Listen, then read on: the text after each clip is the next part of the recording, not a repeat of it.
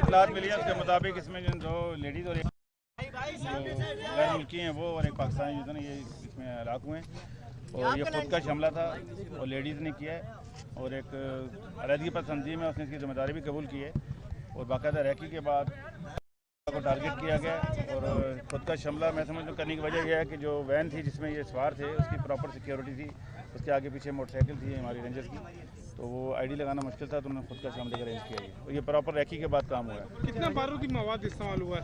बारूदी में मवाद को तो अभी हम कैलकुलेट नहीं कर सकते लेकिन ये लोकल बारूद मुझे नहीं लग रहा। ठीक है, बॉल बैरिंग का इस्तेमाल हुआ है इसके अंदर और बाकायदा वो जो स्कूल बैग होता है ना उस तरह का कोई चीज़ जिसके अंदर आईडी बनाई हुई थी और बॉडी के पीछे लगी हुई थी जिस पर धमाका। अच्छा राजेश, किस तरह एक कलअदम तंजीम ने तस्वीर जारी करी है कि खुदकश खातून बमबार है, तो इस चीज़ की तस्दीक क्या हो रही है या उनका दावा ही है ये अभी तक? नहीं, मुमकिन तौर पे ये सही हो सकता है क्योंकि इस तरह की कार्रवाई के बाद तंजीमें जो थी ये अपनी जिम्मेदारी कबूल करती हैं और इस पर हम इन्वेस्टिगेशन कर रहे हैं। अभी सीसी फुटेज और बाकी चीज़ों को एनालाइज करने के बाद आपको प्रॉपर रिजल्ट देंगे। ये इनिशियल इन्वेस्टिगेशन तो यही है। गेट पर तो सिक्योरिटी होती है। देखें, बात यह है कि यहाँ हज़ारों स्टूडेंट यूनिवर्सिटी के अंदर आते हैं और जाते हैं, हर एक के साथ अगर तलाशी ली जाती है वो भी एक मसला है और मैं नहीं समझता कि इसमें कोई बहुत बड़ी सिक्योरिटी का लैप्स है। ये यकीनी तौर पर छोटी मोटी चीज़ें अंदर लाना कोई इतना मुश्किल काम नहीं है। डिवाइस कोई बैग के अंदर आईडी डिवाइस नहीं थी, ये खुद का हमला था। अच्छा सर, इससे पहले कोई खातून पाकिस्तान में खुदकश धमाका कर चुकी है क्या? हो चुका है जी पहले भी।